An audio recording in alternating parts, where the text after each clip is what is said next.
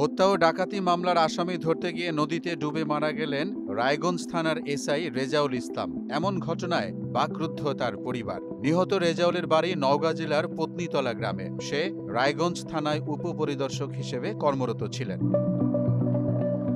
জানা যায়, সিরাজগঞ্জের রায়গঞ্জ উপজেলার নলকা ইউনিয়নের এরানদহ গ্রামের হত্যা মামলার আসামি নাজমুল হাসানকে গ্রেফতার করতে অভিযান চালায় পুলিশ।